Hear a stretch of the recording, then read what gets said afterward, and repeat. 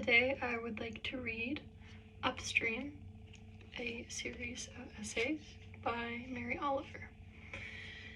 If you have kept with my channel, the last book I read was Wholly the Firm by Annie Dillard, and I was exposed to Annie Dillard in my religious and philosophical themes class in college, and likewise I was introduced to Mary Oliver in the same class. So we were just on a roll from recommendations from this class. I've never read this book before. I wanted to read it together, so we shall do that. My cat is drinking water. That's what the water licking sound is. So, alright. So, I was reading the flap. Do you want to know what's on the flap? I shall tell you. So it says, "In the beginning, I was so young and such a stranger to myself I hardly existed. I had to go out into the world and see it and hear it and react to it before I knew at all who I was, what I wanted to be." So begins Upstream, a collection of essays in which beloved poet Mary Oliver reflects on her willingness as a young child and as an adult to lose herself within the beauty and mysteries of both the natural world and the world of literature. Emphasizing the significance of her childhood friend, Walt Whitman, through whose work she first understood that a poem is a temple, a place to enter and in which to feel, and who encouraged her to vanish into the world of her writing, Oliver meditates on the forces that allowed her to create a life for herself out of work and love. As she writes, "I could not be a poet without the natural world. Someone else could, but not me. For me, the door to the woods is the door to the temple." Upstream follows Oliver as she contemplates the pleasure of artistic labor, her boundless curiosity for the flora and fauna that surround her, and the responsibility she has inherited from Shelley, Wordsworth, Emerson, Poe, and Frost, the great thinkers and writers of the past, to live thoughtfully and intelligently, and to observe with passion. Oliver positions not just herself upstream, but us as well, as she encourages us to keep moving, to lose ourselves in the awe of the unknown, and to give power and time to the creative and whimsical urges that live within us. So, with that, we shall begin Upstream.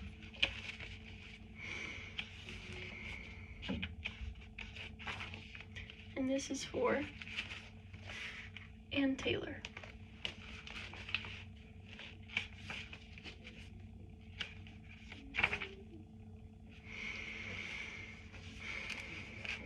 In solitude, or in that deserted state when we are surrounded by human beings, and yet they sympathize not with us, we love the flowers, the grass, and the waters, and the sky. In the motion of the very leaves of spring and the blue air, there is then found a secret correspondence with our heart. Shelley, on Love. Section 1. Upstream. One tree is like another tree, but not too much. One tulip is like the next tulip, but not altogether. More or less like people, a general outline, than the stunning individual strokes. Hello, Tom. Hello, Andy. Hello, Archibald, Violet, and Clarissa Bluebell. Hello, Lillian Willow and Noah, the oak tree I have hugged and kissed every first day of spring for the last 30 years. And in reply, its thousands of leaves tremble. What a life is ours! Doesn't anybody in the world anymore want to get up in the middle of the night and sing? I know. In the beginning, I was so young and such a stranger to myself, I hardly existed. I had to go out into the world and see it and hear it and react to it before I knew at all who I was, what I was, and what I wanted to be. Wordsworth studied himself and found the subject astonishing. Actually, what he studied was his relationship to the harmonies and also the discords of the natural world. That's what created the excitement. I walk all day across the heaven-verging field. And whoever thinks these are worthy, breathy words I am writing down is kind. Writing is neither vibrant life nor docile artifact, but a text that would put all its money on the hope of suggestion. Come with me into the field of sunflowers is a better line than anything you will find here, and the sunflowers themselves far more wonderful than any words about them. I walked all one spring day, upstream, sometimes in the midst of the ripples, sometimes along the shore. My company were violets, Dutchman's breeches, spring beauties, trilliums, bloodroot, ferns rising so curled one could feel the upward push of the delicate hairs upon their bodies.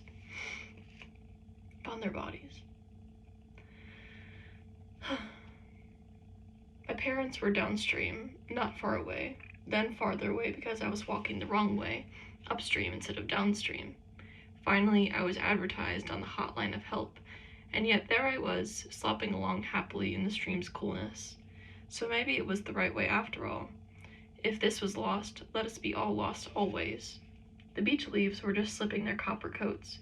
Pale green and quivering they arrived into the year. My heart opened and opened again. The water pushed against my effort, then its glassy permission to step ahead touched my ankles. The sense of going toward the source. I do not think that I ever, in fact, returned home. Do you think there is anything not attached by its unbreakable cord to everything else? Plant your peas and your corn in the field when the moon is full, or risk failure. This has been understood since planting began. The attention of the seed to the draw of the moon is, I suppose, measurable, like the tilt of the planet. Or maybe not. Maybe you have to add some immeasurable ingredient made of the hour, the singular field, the hand of the sower. It lives in my imagination strongly that the black oak is pleased to be a black oak. I mean all of them, but in particular one tree that leads me into Blackwater, that is as shapely as a flower, that I have often hugged and put my lips to. Maybe it is 100 years old, and who knows what it has dreamed of in the first springs of its life, escaping the cottontail's teeth and everything dangerous else. Who knows when supreme patience took hold, and the wind's wavering among its leaves was enough of motion, of travel. Little by little, I waded from the region of coltsfoot to the spring beauties, from there to the trilliums, from there to the bloodroot, then the dark ferns, then the wild music of the water thrush. When the chesty, fire-furred bear becomes sick, he travels the mountainsides and the fields, searching for certain grasses, flowers, leaves, and herbs that hold within themselves the power of healing. He eats, he grows stronger. Could you, O clever one, do this? Do you know anything about where you live, what it offers? Have you ever said, "Sir Bear, teach me. I am a customer of death coming, and would give you a pot of honey and my house on the western hills to know what you know"? After the water thrush, there was only silence. Understand from the first this certainty. Butterflies don't write books, neither do lilies or violets. Which doesn't mean that they don't know, in their own way, what they are. That they don't know they are alive. That they don't feel the action upon which all consciousness sits, lightly or heavily. Humility is the prize of the leaf world. Vain glory is the bane of us, the humans. Sometimes the desire to be lost again, as long ago, comes over me like a vapor. With a growth into adulthood, responsibilities claimed me, so many heavy coats. I didn't choose them, I don't fault them, but it took time to reject them. Now in the spring I kneel, I put my face into the packets of violets, the dampness, the freshness, the sense of everness. Something is wrong, I know it, if I don't keep my attention on eternity. May I be the tiniest nail in the house of the universe, tiny but useful. May I stay forever in the stream. May I look down upon the windflower and the bull thistle and the coroprius with the greatest respect. Teach the children. We don't matter so much, but the children do. Show them daisies and the pale hepatica. Teach them the taste of sassafras and wintergreen. The lives of the blue sailors, mallow, sunbursts, the moccasin flowers, and the frisky ones, inkberry, lamb's quarters, blueberries, and the aromatic ones, rosemary, oregano. Give them peppermint to put in their pockets as they go to school. Give them the fields and the woods and the possibility the world salvaged, how about, from the lords of profit. Stand them in the stream, head them upstream. Okay, let me restart that. Stand them in the stream, head them upstream, rejoice as they learn to love this green space they live in, its sticks and leaves, and then the silent, beautiful blossoms. Attention is the beginning of devotion.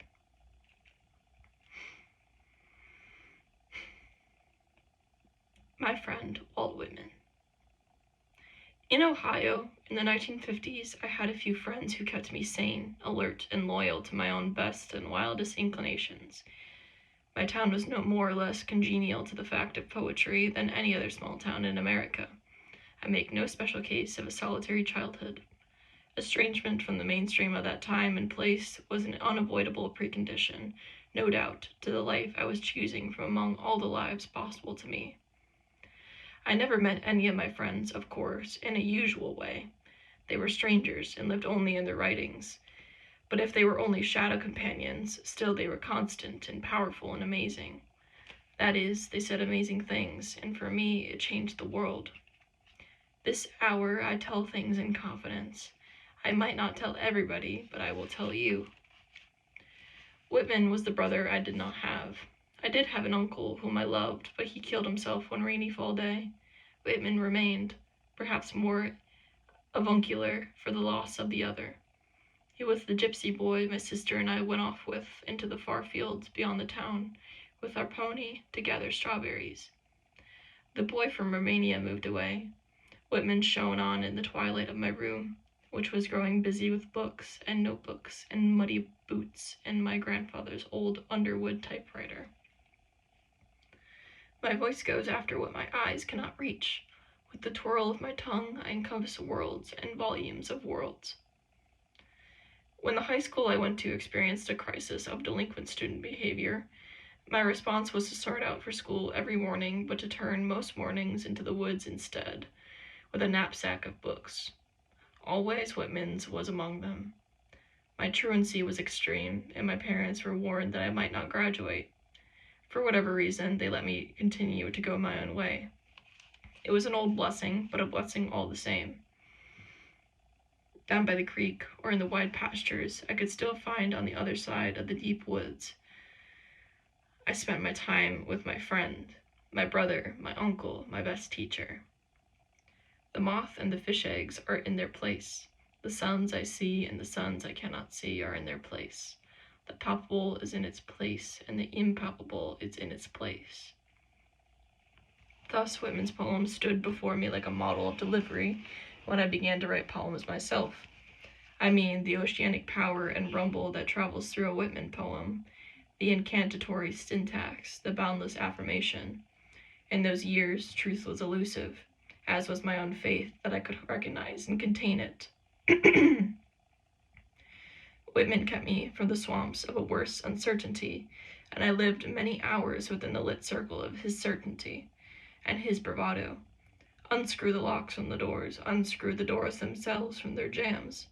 And there was the passion which he invested in the poems, the metaphysical curiosity, the oracular tenderness with which he viewed the world, its roughness, its differences, the stars, the spider. Nothing was outside the range of his interest. I reveled in the specificity of his words, and his faith that kept my spirit buoyant surely. Through his faith, was without a name that I ever heard of. Do you guess I have some intricate purpose? Well, I have, for the April rain has, and the Mecca on the side of a rock has. But first and foremost, I learned from Whitman that the poem is a temple, or a green field, or a place to enter, and in which to feel. Only in the secondary way is it an intellectual thing, an artifact, a moment of seemly and robust wordiness, wonderful as that part of it is. I learned that the poem was made not just to exist, but to speak, to be company. It was everything that was needed when everything was needed. I remember the delicate rumpled way into the woods and the weight of the books in my pack. I remember the rambling and the loafing, the wonderful days when, with Whitman, I tucked my trouser ends into my boots and went and had a good time. Itch the nose, itch the nose, itch the nose. Okay. Staying alive. We are walking along the path, my dog and I, in the blue half-light. My dog, no longer young, steps carefully on the icy path until he catches the scent of the fox. This morning, the fox runs out onto the frozen pond, and my dog follows. I stand and watch them. The ice prevents either animal from getting a good toe grip, so they move with the big-hearted and curvaceous motions of running, but in slow motion.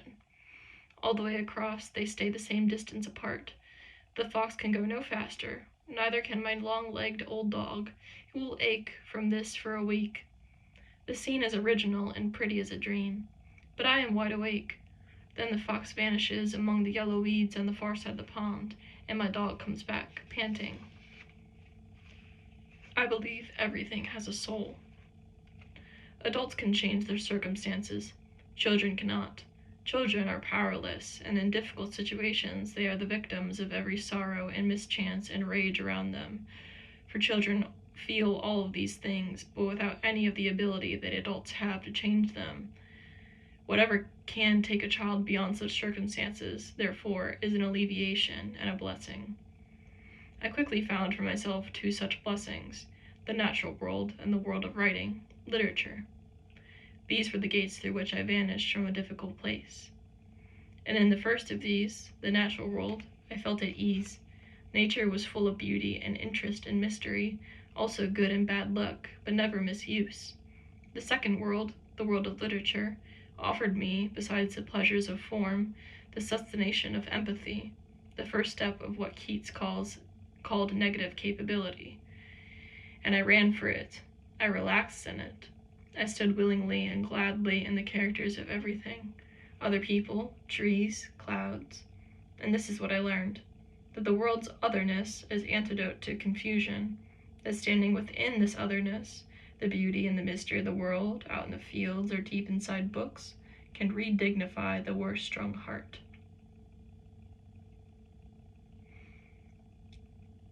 The thin red foxes would come together in the last weeks of winter. Then their tracks in the snow were not of one animal, but of two, where in the night they had gone running together. Neither were they the tracks of hunting animals, which run a straight, if tacking line. These would sweep and glide and stop to tussle. Behold a kicking cup of snow, a heeling down, a spraying up of the sand beneath. Sometimes also I would hear them in the distance, a yapping, a summons to hard and cold delight. I learned to build bookshelves and brought books to my room, gathering them around me thickly. I read day by day and into night. I thought about perfectibility and deism and adjectives and clouds and the foxes. I locked my door from the inside and leaped from the roof and went to the woods by day or darkness. When the young are born, the dog fox hunts and leaves what he has caught at the den entrance. In the darkness below, under snags and roots of trees, are clumps of wild roses, whose roots are as thick and long, as sharp as ship ropes. The vixen stays with the young foxes. They press against her body and nurse. They are safe. Once I put my face against the body of our cat as she lays with her kittens, and she did not seem to mind. So I pursed my lips against that full moon, and I tasted the rich river of her body. I read my books with diligence and mounting skill and gathering certainty. I read the way a person might swim to save his or her life. I wrote that way too. After a few weeks, the young foxes play about the den. They are dark and woolly. They chew bones and sticks and each other. They growl, they play with feathers, they fight over food, and the strongest eats more and more often than the weakest. They have neither mercy nor pity. They have one responsibility, to stay alive if they can and be foxes. They grow powerful and thin, more and more toothy, and more alert. A summer day, I was 12 or 13, at my cousin's house in the country.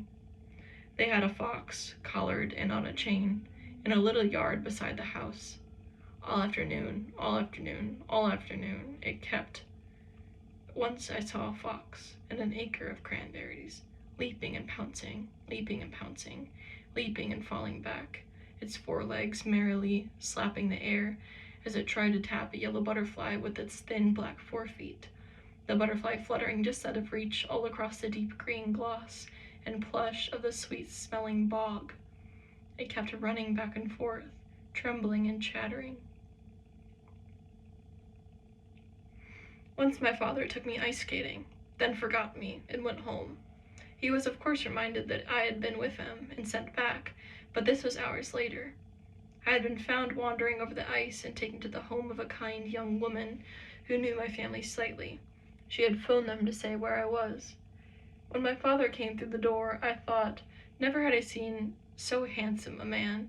He talked, he laughed, his movements were smooth and easy, his blue eyes were clear. He had simply, he said, forgotten that I existed. I can see even now, in memory, what an alleviation, what a lifting from burden he had felt in those few hours. It lay on him, that freedom, like an aura. Then I put on my coat, and we got into the car, and he sat back in the awful prison of himself. The old veils covered his eyes, and he did not say another word. I did not think of language as the means to self-description. I thought of it as the door, 1,000 opening doors, past myself. I thought of it as the means to notice, to contemplate, to praise, and thus to come into power. In books, truth and daring, passion of all sorts, clear and sweet and savory emotion did not run in a rippling stream in my personal world. More pity to it. But in stories and poems I found passion unfettered and healthy. Not that such feelings are always or even commonly found in their clearest, most delectable states in all the books I read. Not at all. I saw what skill was needed, and persistence, how one must bend one's spine like a hoop over the page, the long labor. I saw the difference between doing nothing or doing a little, and the redemptive act of true effort. Reading, then writing, then desiring to write well, shaped in me that most joyful of circumstances, a passion for work. Deep in the woods, I tried walking on all fours. I did it for an hour or so, through thickets, across a field, down to a cranberry bog. I don't think anyone saw me. At the end, I was exhausted and sore. But I had seen the world from the level of the grasses, the first bursting growth of trees, declivities, lumps, slopes, rivulets, gashes, open spaces. I was some slow old fox, wandering, breathing, hitching along, lying down finally at the edge of the bog, under the swirling rick-rack of the trees. You must not ever stop being whimsical, and you must not ever give anyone else the responsibility for your life. I don't mean it's easy or assured. There are the stubborn stumps of shame, grief that remains unsolvable after all the years, a bag of stones that goes with one, wherever one goes, and however the hour may call for dancing and for light feet. But there is also the summoning world, the admirable energies of the world, better than anger, better than bitterness, and because more interesting, more alleviating. And there is a thing that one does, the needle one plies, the work, and within that work a chance to take thoughts that are hot and formless and to place them slowly and with meticulous effort into some shapely, heat-retaining form, even as the gods or nature or the soundless wheels of time have made forms have made forms all across the soft curved universe. That is to say, having chosen to claim my life, I have made for myself, out of work and love, a handsome life. Form is certainty. All nature knows this, and we have no greater adviser. Clouds have forms, porous and shape-shifting, bumptious, fleecy. They are what clouds need to be clouds. See a flock of them come on the sled of the wind, all kneeling above the blue sea. And in the blue water, see the dolphin built to leap, the sea mouse skittering.